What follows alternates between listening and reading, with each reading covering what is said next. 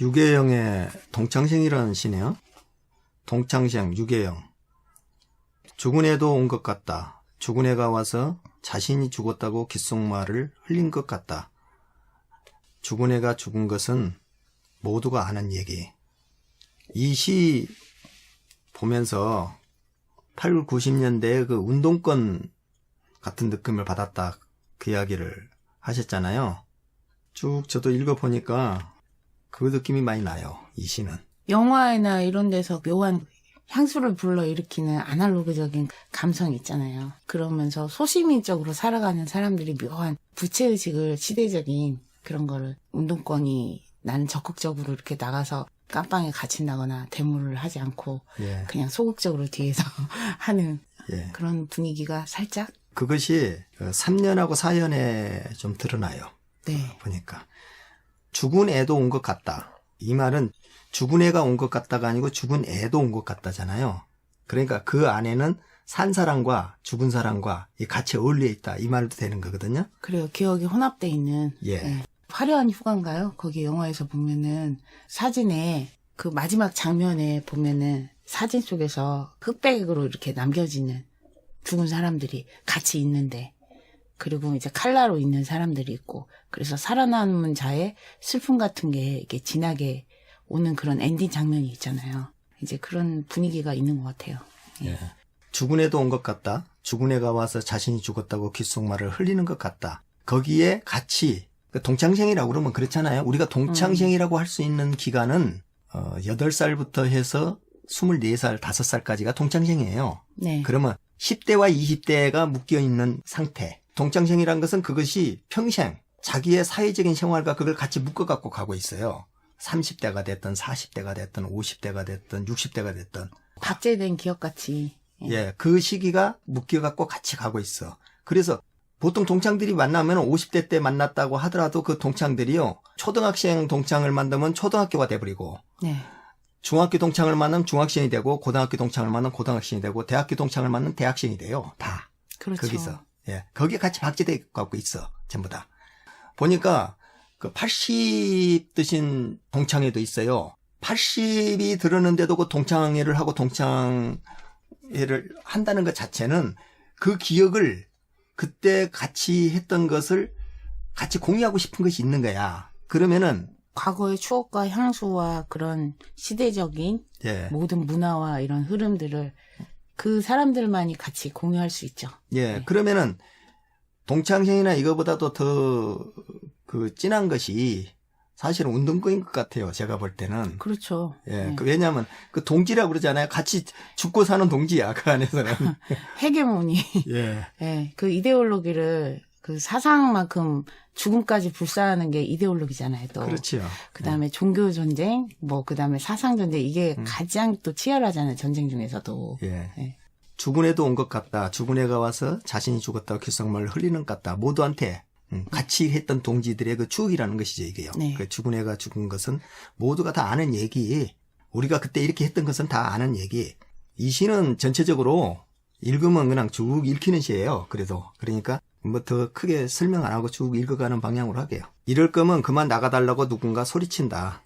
사랑의 근시안에 대해서라면 이혼했고 그보다 많이 결혼한 사연 같은 것이라면 들어주겠지만은 이혼도 하고 막 그 사연이 있는 이야기라면 들어주겠지만은 다 죽은 거 알고 있는 죽은 애가 죽은 것은 모두가 다 아는 얘기인데 들어줄 수 없는 얘기다. 그 이야기 그만큼은 꺼내자. 그 말이죠. 가슴 아픈 얘기고 안타까운 얘기 이제 그만 예. 얘기하자. 어떻게 돌이킬 수 없는 거. 예. 접어두자. 예. 지하실 냄새가 어울리는 80년대 실내 장식이다. 여기가 그 말이 나오잖아요. 80년대 운동권, 80년대 그 향수, 그것이 이제 나오잖아요. 그러면서 토요일 밤에 파리만 날릴 게 분명한 호프집이다. 그래도 다방이 아니네요. 호프집이라는 게 80년대 분위기가. 예. 8, 90년대쯤에 이 호프집이 많이 유행했나 봐요. 500cc 호프집이 많이 유행을 했어요. 네. 그래서 가장 싸기도 하고 네. 대학생들한테는 음악다방이고 80년대 같으면은 거의 다 호프집이었죠. 팝송 듣고 클래식 뭐 그런 거 하고. 예. 그래서 지하실 냄새가 어울리는 80년대 실내 장식이다. 토요일 밤에도 파리만 날릴 게 분명한 호프집이다. 여기에서 우리가 다시 만났습니다. 그러고도 다시 만났습니다. 산 사람처럼 어울려 떠들고 마신다. 이게 그 80년대를 지금 이야기한 것이 그때를 상정하고 그런 비슷한 분위기에서 지금 같이 어울려서 그때 이야기를 하고 있다 이런 말이 돼요. 여기서는. 그래서 시간이 훌쩍 지났는데도 자식들이 다 성장하고 그런 나이에도 이제 옛날 얘기나 하고 있고. 그때 당시의 추억을 못 잊는 것이죠. 그래서 또 그거를 만나기도 쉽지도 않아요. 없어 지금은. 그런 데를 운영한 데도 없고 옛날에 같이 어울리고 갔던 데가 대학교 때. 그 장소들. 예, 네. 그 장소를 한 번 더 가보고 싶은데 네. 보수동 그 책방골목은 그대로더라고요. 부산에. 예. 네. 예, 그거 내가 옛날에 거기서 책 고르기 위해서 다녔던 데거든요. 지금도 있죠. 예. 네.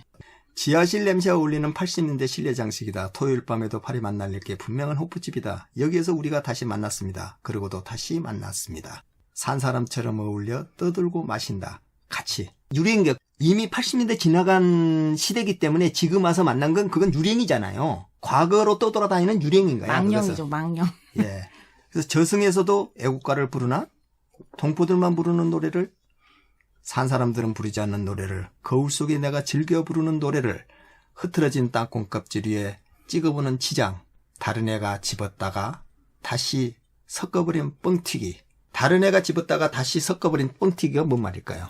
이게 마카로니 같이 그 뻥튀기가 이렇게 서로 그 안주 있잖아요. 맥주 호프집에 그런 안주가 이제 서로 막 이야기하면서 술 마시고 그러다 보면은 섞이잖아요. 그런 분위기인데 보니까 그 애국가를 부르나 거기서 왜 애국가를 안입태 애국가에 대해서 논쟁이 한 번 있었잖아요.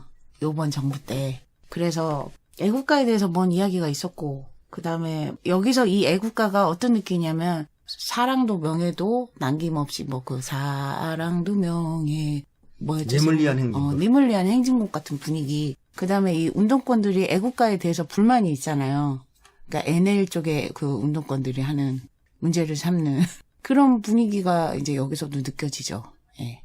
여기에서 다른 애가 집었다가 다시 섞어버린 뻥튀기라는 것은 80년대의 운동권과 그때의 그 추억과 그때 당시에 군부 독재에 쫓겨 다니면서 이런 호프집 뒷골목에서 술 마시면서 사상적인 이야기라고 숨어서 하기도 하고 책도 보기도 하고 막스나 그쪽에는 다 금서야 아니었어요. 그래서 그것에 대한 지금 와서 너무 뻥튀기하고 별것도 아닌 거 돌멩이 하나 던진 거 숨어서 그 조금씩 했던 것이 지금은 많은 뻥튀기가 돼갖고 그때 우리가 용감했다 우리가 뭐 했다 그러잖아요. 민주화 투쟁했다, 투사다. 그렇죠. 그거를 잘 살려가야 된다. 예. 내가 그 전신이다, 분신이다. 많은 희생을 했다. 그런 거 가져가고 있는 거. 예, 그 뻥튀기예요. 그래서 뻥튀기구나. 저는 여기서 마카로니가 나올 줄 알았는데 뻥튀기가 나와서 마카로니가 어울리는 분위기인데 뻥튀기가 나왔네? 그 생각을 했거든요. 아, 그게 중의적으로 쓰인 거네요. 그럼요. 군대 갔다 온 사람 모두가 뻥튀기고 과거는 다 뻥튀기고 과거에 자기가 사랑하고 어쩌고 아름다웠던 것도 다 뻥튀기가 되고 왕년의 소시적에 팔아가면서. 예. 망해쁜 사람이 그 잘 살았던 데가 더 크게 뻥튀기 되고 뭐 그런 거예요 다. 그렇죠. 예, 마찬가지인 거죠. 그래서 이 시를 보면 흐트러진 땅콩 껍질 위에 찍어보는 지장. 땅콩 껍질이라는 것이 땅콩이 그 아래가 동창생같이 둘이가 들어앉아 있잖아요. 다른 애가 집어보다가 다시 섞어버린 뻥튀기라고 그러잖아요. 그러니까 여기서 뻥튀기라는 것이 이게 그 신동엽의 언제 신거 모르겠다. 그 껍데기는 가라는 시가 있어요. 가만히 있어. 이 껍데기는 가라. 4월도 알맹이만 남고 껍데기는 가라. 껍데기는 가라. 동학양 봄나루에 그 아우성만 살고 껍데기는 가라. 그리하여 다시 껍데기는 가라. 이곳에선 두 가슴과 그곳까지 내놓은 아사달 아서냐가 중립의 초래청 앞에 서서 부끄럼 빛내며 맞잘할지니 껍데기는 가라. 한라에서 백두까지 한결한 흙가슴만 남고 그 모든 쇠붙이는 가라. 여기에서 보면 껍데기는 가라는 것이 그 4월 혁명과 4월의 그 순관 정신만 남고 그 껍데기 같이 그것을 뒤집어 쓰고 가고 있는 그 순수하지 못한 것들은 사라져라. 나머지 그 순수하지 않고 그걸 이용하고 그것을 잘못해온 역사는 사라져라.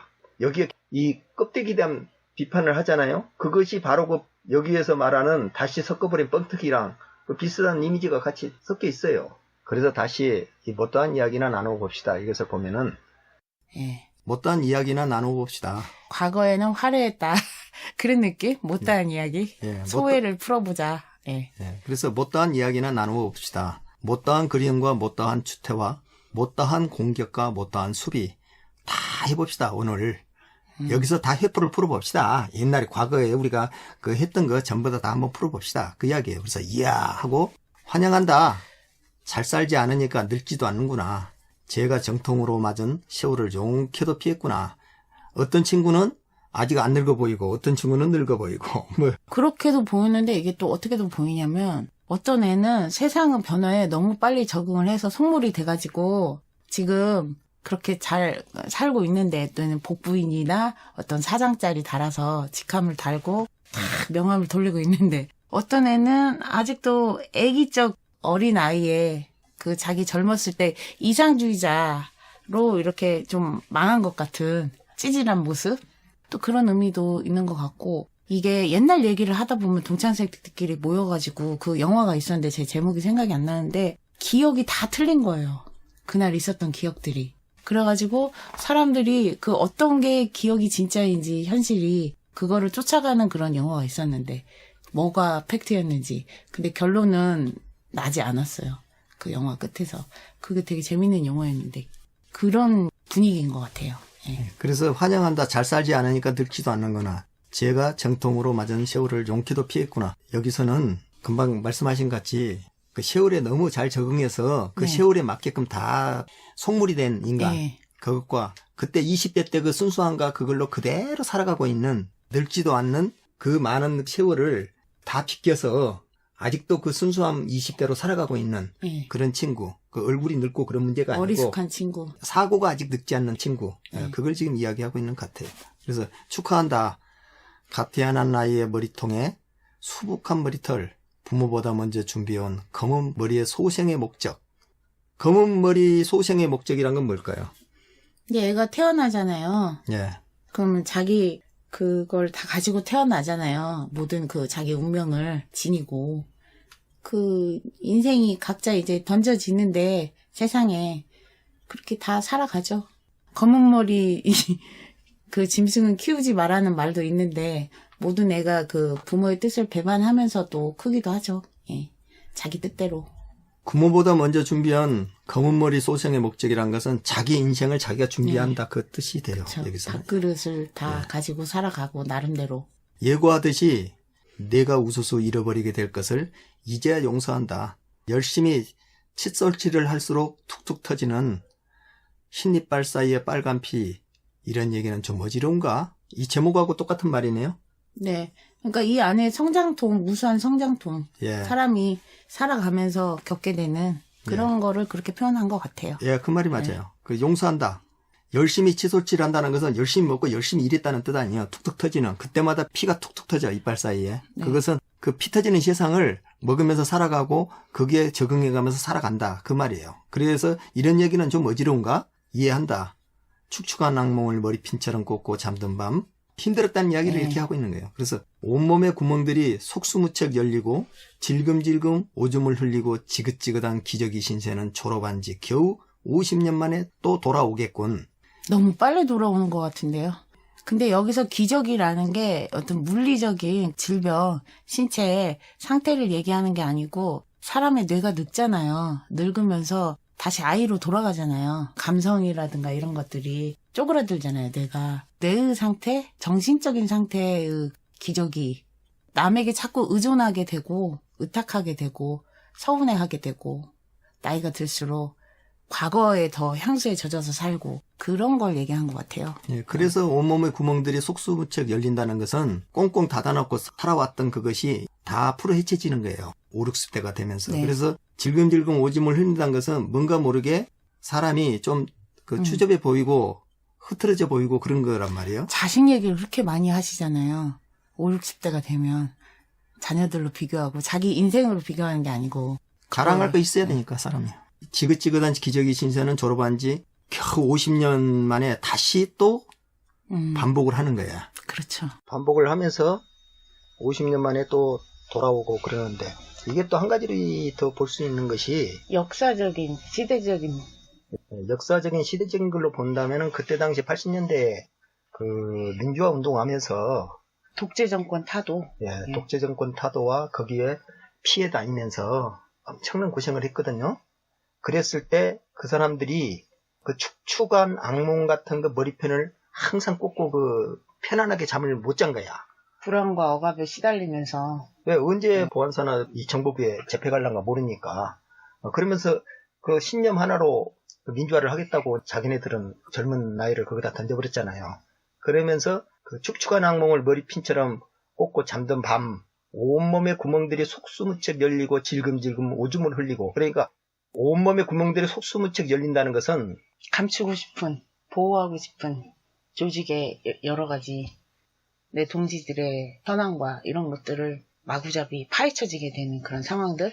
보통 그 대학교 같은 경우에 항상 그 정보 요원이 들리면서 그 운동권하고 연관되어 있는 사람들은 그 색출하듯이 잡아내잖아요. 그 누가 잡혀가면은 언제 이 반정부 시위가 있을 거냐 이래갖고 거기 고문하고 뭐다고 해가지고 윗선을 잡아내고 하는 것이 온몸의 구멍들이 속수무책 열리고 자기 비밀과 자기 민주화 운동하는 그쪽에 싹 다 해체가 돼버린단 말이에요. 그러면서 질금질금 오줌을 흘리고, 그러니까 언제 어떻게 잡힐 건가 발걸음 하나하나 뛰는 것마다 질금질금 오줌을 흘리고 지긋지긋한 기저귀 신세를 졸업한 지가 겨우 그런 민주화를 한다 이쪽에 한 지가 유신하고 80년대 군부 독재하고 해가지고 20년이 완전히 암흑기같이 이렇게 돼 있었잖아요. 그때 그러니까 그걸 겨우 그 김영삼 들어서면서 민주화가 됐단 말이에요.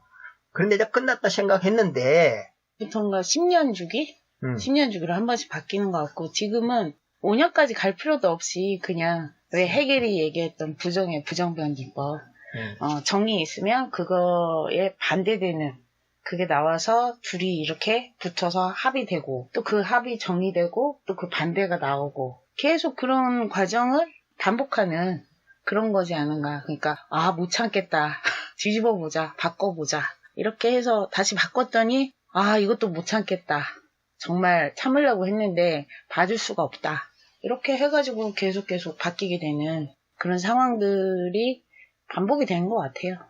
그래서 그 지긋지긋한 기저귀 신세를 졸업한 지 겨우 50년 만에라는 것은, 그래서 우리 민주화가 그렇게 좀 됐다고 생각을 했는데, 이명박하고 박근혜가 들어서면서 보니까 이거 안 되겠다 이렇게 해가지고 촛불 그 혁명이라고 자기네들이, 사실은 촛불 혁명은 자기네들이 주도한 것도 아니에요. 지금 이 정부가. 그건 누가 했냐면은 숟가락을 얹었죠. 농민회하고 또 노조에서 했던 거예요, 그거. 근데 그렇게 된 이유가 뭐냐면은 세월호에서 전 국민과 모든 부모님들 마음을 그 상처를 주질 않았으면 그 탄핵까지 가지 않았어요. 그때 아주 막말한 사람들이 많았어요. 그래서 그렇게 가게 된 정부들 치고 내가 오래간 정부를 보질 못했다니까. 파시즘이 갈수록 더 활개를 치는 느낌에다가 요즘에는 파시즘한테 밑보이면 아작이 나겠구나, 그런 생각. 정말 그 법과 기존의 상식이라는 게 있잖아요. 예. 기본적인. 근데 그냥 그런 게 상관없이 무조건 맞춰서 가야지 살아남겠구나. 어느 직종이건 그게 쉽지가 않겠구나. 예, 그래서 사람의 무릎에 뚜껑이 달렸다는 사실은 죽을 때가 되면 알게 되는 법이다, 친구요. 무릎 뚜껑이 열리면은 가벼운 영혼 같은 건 줄줄 새어나가게 될 테다, 친구요. 주저앉을 미래와 주저앉힐 미래가 너를 위해 준비되어 있다, 친구요. 고작 머리 뚜껑이나 열었다 닫는 우정이란 참으로 귀엽군. 여기서 형 이상학과 형 이하학의 정확한 상단전과 하단전. 그러니까는 머리로서 그런 거를 표현하고 상상하는 것과 직접 몸과 신체와 힘으로써 내가 생활로서 살아가는 게 얼마나 다른가, 그거를 얘기하고 있는 것 같아요. 예. 무릎이라는 것 자체가 다른 사람 앞에 무릎 꿇어야 되고 무릎을 꿇고 다 바닥을 닦아야 되고 기어야 되고 이런 거, 그런 게 비교가 되면서 거기서 뚜껑이라는 말을 쓰니까 무릎을 한번 꿇었는데 또 꿇어야 돼, 또 꿇어야 돼. 뚜껑을 꺼내서 무릎을 계속 꺼내게 되는 그런 이제 생각이 들더라고요. 그래서 참 새롭다, 무릎 뚜껑이라는 말이. 그래서 우정이라는 것 자체가 우리의 이념 속에 네. 서로가 그렇게 지켜야 된다는 하는 규정이지, 우정이란 게 뭐 그렇게 크게 지금 이 나이에서 다시 찾아야 될 거 그럴 것이냐. 참으로 귀엽군. 그런 말이 돼요. 그러니까 여기서 말하는 우정이라는 건 우리가 삶으로서 그 친구를 위해서 직접 아픔과 봉사를 하면서 자기 거를 내어주진 않잖아요, 생활을. 그렇죠. 근데 최재형 감사원장이라는 분, 지금도 하고 계신가요? 감사원장? 모르겠는데 아무튼 그분은 학창시절에 다리가 불편한 친구를 계속 업고 다녔다고 하잖아요. 그래서 사법연수원까지 같이 하고 그렇게 했다는 게 정말 대단한 것 같아요. 그러니까 무릎으로서 보여준 삶이 아닌가 싶어요, 우정을. 그 사람 예. 인생이 별로 그렇게 알려지지 않은데 몇 가지 알려진 걸 보면은 그 몇 가지를 보니까 정확히 지행일치가 되는 사람 같아요. 예, 제가 봐도 그래서 여기가 정확하게 누군가 500cc 맥주잔을 집어던진다. 함부로 말하지 마라. 우리 숭고한 인생, 우리의 우정, 우리의 그것을 함부로 말하지 마라. 그러잖아요. 근데 누군가는 고작 뚜껑이나 열었다 닫는 우정이란 참으로 귀엽군. 우정을 위해서 지금까지 네가 희생해온 것이 뭐가 있고 그것을 우정이라고 지금 포장해서 이야기해봐야 실제로 네가 우정이 그렇게 귀하다면은 너 자신을 다 희생해가면서 그 친구가 어렵고 힘들었을 때 그만큼 도와줄 수 있는 우정이 될 수 있느냐. 그 귀엽군. 그런 이야기예요. 여기서는. 그러니까 그 이데올로기라는 게 되게 목숨까지 불사를 수 있을 정도로 극한으로 할 수 있는 그런 거 같다가도 또 우리의 막상 삶을 보면 그 지재기 얘기했듯이 뭐 숭고한 이데올로기, 그다음에 뭐 예술에 있어서도 그 숭고미를 많이 찾는데 과연 생활에 있어서 그 숭고한 게 중요하지 않다는 생각이 들어요. 왜냐하면 숭고한 게 없거든요. 생활을 이기는 건 없으니까. 예. 예. 무슨 말이 더 필요해? 너무 많은 말이 필요하니까 지금껏 그래왔듯이 죽은 듯이 살아가자. 산 사람처럼 또 만나자. 창밖의 사거리에는 급정거하는 소나타, 클렉슨 소리로 미끄러지는 중학생들이 또 횡단보도를 지우고 내가 나인 것이 치욕스러웠던 날들과 떳떳했던 날들을 마구 흘리며 달아난다. 여기에서는 어떤 그 젊은 날에 이상과 현실에 끊임없는 괴리를 겪죠. 예. 그것이 지금에 있는 현실과 네. 그때 당시 이상과의 그 괴리감이 예. 너무나 많이 차이가 난 것에 대한 이야기예요. 그래서 그 중학생이란 말이 네. 그 순간 이상만 있는 애들 아니에요. 사춘기. 예, 예. 그래서 그 말을 한 거고 횡단보도라는 것은 그 한번 건너가게 되면은 그 다른 길로 가는 거잖아. 그게시요.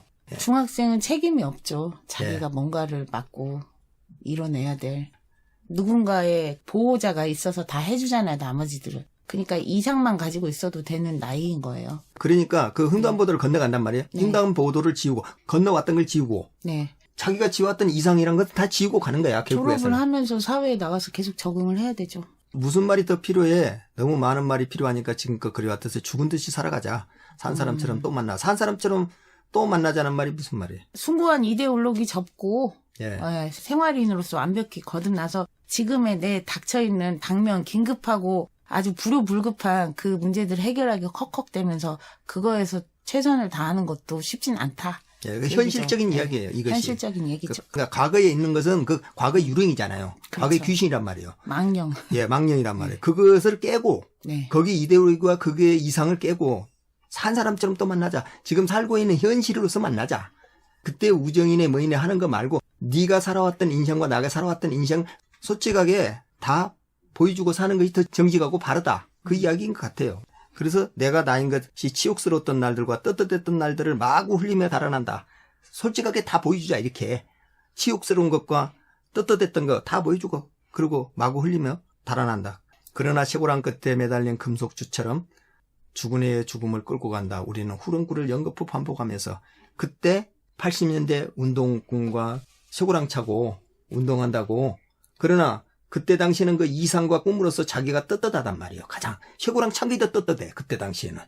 그래서 그것이 아직도 그 유령처럼 떠돌아다니고 있다면은 너무 그때 이상이 가지고 지금도 그 유령으로 살아간다면 그건 문제가 심각한 거지요. 그 사람들에 의해서 다 민주화가 된 것은 아니거든요. 시민들의 각성에 의해서 다 되고 많은 시민들이 나와서 같이 투쟁을 해줌으로써 되는 거야. 그런데 그게 대해서 충분한 보상을 받고 충분한 그것을 했다면은 좀 더 정직하게 해야지. 지금의 정치를요. 그렇잖아요. 그때 당시에 그 순수한 마음을 지금도 그대로 20대 때처럼 아까 그 앞에 나오잖아요. 여기가 네. 뭐라고 나왔어요? 환영한다. 잘 살지 않으니까 늙지도 않는구나. 제가 정통으로 맞은 세월을 용케도 피했구나. 이것을 아직도 그 20대의 꿈과 희망으로 살아가면 안 된다 이 말이에요. 예, 그래서 죽음을 끌고 간다. 그때 당시에 유령을 끌고 가고 우리는 후렴구를 연거푸 반복하면서 그 우리 민주화의 투쟁이 최고였어. 그때는 우리 것이었어. 우리가 이렇게 이루었어. 이러면서 지금도 아직도 많은 세월이 변해갖고 있는 상황에서도 이미 공산주의가 멸망해버렸잖아. 90년대 와서요. 네. 그 멸망된 그 공산주의와 그 자본주의의 전쟁에서 졌는데 그 이상을 아직도 끌고 간다는 것 자체가 꿈속에서 사는 거고 그걸로 국가를 경영한다는 건 말이 되지 않는 거예요. 지금 상황에서는. 그래서 그런 부분을 조금 더 그때 순고함으로 돌아와 줬으면 좋겠다. 나는 그 이야기를 더 하고 싶어요. 예. 지금 보이는 행태로서는 저는 그때 운동했던 사람들의 순수함을 납득하기가 쉽지가 않아. 진짜로요. 그래서 좀 더 정직해져야 된다. 이 사람들. 그러니까 뭐 주체 사상이 북한 쪽에서 거기서 나왔지만은 거기서 이야기하는 그 내용만 가지고 판단할 수 없잖아요. 결국에는 가장 세계에서 인권을 탄압하고 가장 세습적이고 가장 못 살고 해킹이나 하대고 국가 같다는 생각이 안 들어요. 북한이 하는 여러 가지 거를 보면. 그런데 아직도 주체 사상을 그래 사상에 대해서는 그렇게 할 수 있을 것 같은데 적어도 북한에 대해서라면은 그 핵으로 이렇게 위협을 하고 자기 원하는 걸 얻어내려고 하고 은행이나 암호화폐나 이런 거 다 털어가지고 웨어버리 이런 거 유통하고 그런 거를 그 정당화할 수는 없는 것 같아요. 행위를 봐야지. 말은 얼마든지 쉽죠. 그러니까 여기서 무릎 뚜껑이라는 말이 나오잖아요. 근데 뭐 고작 머리 뚜껑이나 열었다 닫는 그런 거는 비교가 안 된다는 얘기죠. 직접 삶으로서 사는 거는 우리가 행위를 바라보고 그다음에 외교 문제에 있어서도 조선시대 그 명나라 망해가는 명나라에 대한 예의를 다 해야 된다고 그러면서 끝까지 그거를 붙들다가 인조가 한 발 한 발 뛸 때마다 그 계단을 올라서면서 머리를 찢는 그 삼전도 굴욕을 당했는데 그런 역사가 반복되면 안 되죠. 예, 외교에 있어서도 그렇고. 예. 공산주의는 유일하게 지금 공산주의가 소련하고 지금 중앙아시아하고 중국하고 북한이잖아요. 네. 그 공산주의 중에 한 군데라도 제대로 공산주의가 된 나라가 있다면 인정을 하겠어. 그런데 전부가 거의 다 독재예요. 거의 다 독재라니까. 그러면 독재를 하더라도 그러면 잘 살고 좀 자유롭고 편안하냐? 그렇게 보이지를 않는 거야, 이것이요. 그러니까 그것을 혁신이 나올 수 없잖아요. 독재에서. 말할 수 없는데 어떻게 발전이 있겠어요. 그것을 이상이라고 할 수는 없는 거다, 이 말이야. 우리가 그걸 따라갈 수는 없어요. 없죠. 예, 그래서 우리가 이상으로 삼고 있는 그 민족주의라는 것도 사실은 우리가 잘 살고 있는 우리 쪽으로서 돼서 북한 주민을 구하는 게 맞지 우리가 저쪽 사상을 따라갈 수는 없는 거야. 그건 불가능한 거야. 그것을 이상으로 삼고 있고 합쳐갖고 어떻게든 간에 같이 잘 먹고 잘 사자. 그건 말이 되지 않는 거야. 그러니까 공산주의의 그 맹점이 선전선동 명분은 참 거창한데 실제로 하고 있는 거랑 너무 안 맞는 거, 괴리가 너무 큰 거, 그게 참 문제 같아요. 좀 정직해져야지, 솔직해져야지 사람들이. 양심에 크게 어긋나는 그런 걸 많이 해요. 명분과 다르게. 그러니까 공산주의가 하고 있는 거 봐보세요. 네. 법을 고쳐갖고 푸틴 같은 경우도 지금 영구 집권으로 해버리고 시진핑도 지금 그런 식으로 가버리고 네. 북한은 뭐 3대가 그렇게 해버리고 있고 네. 그것을 왜 우리가 추종을 하고 따라가야 돼? 그렇잖아요? 그것은 안 되는 거야. 걔네들이 독재하고 있으면서도 제발 좀 주민들이라도 좀 편안하고 괜찮게 가면 되는데 걔네들은 언제든지 필요하면 통제야. 통제가 들어간다니까. 네. 그리고 억압을 하고 있어요. 그 억압을 왜 견뎌가면서 살아야 되냐고. 적어도 사람이 못 산다면은 자유롭기라도 해야 되는 거야. 그 자유롭지도 않은 것을 추종을 한다. 그것은 말이 되지 않는 것이죠. 예. 그리고 우리가 나누고 있는 자유와 우리가 나누고 있는 풍요를 다른 쪽에도 나눠줘야 될 일이지 우리보다 못한 데를 따라갈 수는 없단 말이에요. 예. 여기까지만 하죠. 예.